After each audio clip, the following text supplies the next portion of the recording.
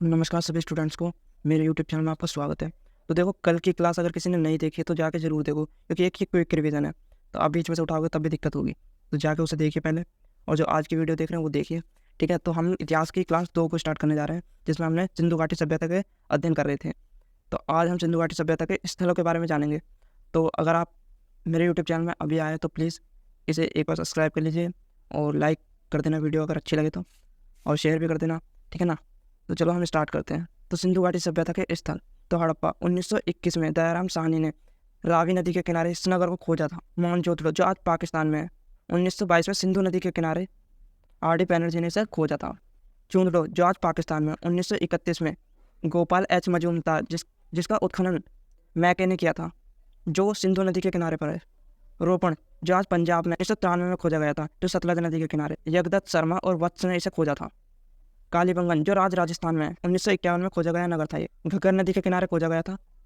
बालकृष्ण और घोष ने इसकी खोज की थी। आलमगीरपुर जो आज यूपी में पड़ता है, 1958 में हिंडन नदी के किनारे जगदत्त शर्मा ने इसे खोजा था। बनावली जो आज हरियाणा में पड़ता है, सरस्वती नदी के किनारे खोजा गया स्थल था। धोलावीरा जो आज गुजरात में पड़ता है, भोगवा नदी के किनारे जेपी जोशी ने इसे खोजा था। राखीगढ़ी जो हरियाणा में पड़ता है, सरस्वती और द्वस्ती नदी के किनारे अमरेंद्र नाथ और सूरज भान ने इसे खोजा था। लोथल जो गुजरात में है, भोगवा नदी के किनारे खोजा गया स्थल था और इसे रंगनाथ भाव ने खोजा था।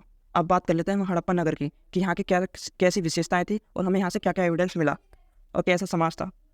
यहाँ के लोग शहरी निवासी थे और ग्रामीण नगर यानी कि ग्रिड पद्धति का उपयोग करके ये अपने घर बनाते थे। जले हुए गेहूं और जौ के साक्ष्य भी हमें यहाँ से प्राप्त होते हैं। और यहाँ पे मुद्रा बनाने की सील कड़ी का भी प्रयोग करते थे। और यहाँ के जो पश्चिमी टीला था ना, उस पर सुरक्षा दीवारें भी थी। और यहाँ पे शवों को दफनाने की प्रथा भी प्राप्त हुई है। कछुए की हड्डी के साक्ष्य और तांबा बनाने की इक्कागड़ी और कपास की खेती के साक्ष्य भी हमें यहाँ से प्राप्त हुए हैं। महिला के गर्भ से निकलते हुए पौधे का चिन्ह भी हमें यहाँ से प्राप्त हुआ है, चित्र भी हमें यहाँ से प्राप्त हुआ है। मोहनजोदड़ो जिसे सिंध की भाषा में मृतकों का टीला भी कहा जाता है, हड़प्पा की जुड़वा राजधानी भी कहा जाता है इसे। विशाल अन्नागार और स्नानागार हमें यहाँ से प्राप्त हुआ है। नटराज की मूर्ति और दाढ़ी वाले देवता और पशुपति की भी हमें यहाँ से साक्ष्य मिलते हैं। बुने हुए कपड़ों के साक्ष्य भी हमें यहाँ से मिलते हैं। स्वास्तिक चिन्ह, आशे की नर्तकी की मूर्ति भी हमें यहाँ से प्राप्त होती है। और सबसे बड़ी बात है, यहाँ पे प्रत्येक मकान में हमें कुएं के साक्ष्य भी मिलते हैं और मलेरिया बीमारी के साक्ष्य भी हमें यहाँ से मिले हैं। चूंदड़ो जैसे सिंधु घाटी सभ्यता का औद्योगिक नगर यानी कि मन का बनाने के कारखाने यहाँ से हमें प्राप्त हुए हैं।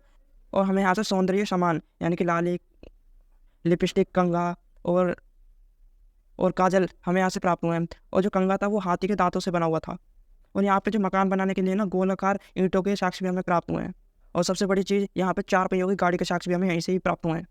और बिल्ली का पीछा करते हुए कुत्ते के पैरों के चिन्ह भी हमें यहीं से ही मिले हैं। लोथल जिससे मानव निर्मित बंदरगाह हमें यहाँ से मिला है। और सिंधु घाटी सभ्यता का व्यापारिक नगर भी इसे ही कहा जाता है। और यहाँ के जो मकानों के दरवाजे थे ना, वो मुख्य सड़क की तरफ खुलते थे। और 3 युग समाधि यानी कि सती प्रथा के साक्ष्य भी हमें यहीं से ही मिलते हैं। और हाथी के दांत का पैमाना और घोड़े की हड्डियों के साक्ष्य भी हमें यहीं से ही प्राप्त होते हैं। शतरंज के खेल के साक्ष्य और मम्मी का मॉडल भी हमें यहीं से ही प्राप्त हुआ है।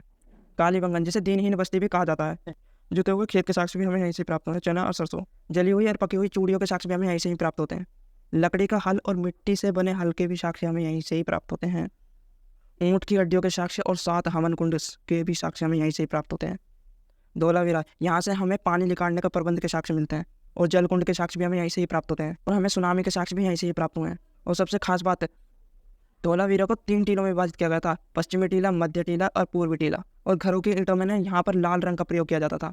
तो आज के लिए इतना ही। तो अगर वीडियो पसंद आई हो और चीज़ें अच्छे से रिवाइज हुई हो तो कमेंट कर देना, शेयर कर देना, सब्सक्राइब कर देना।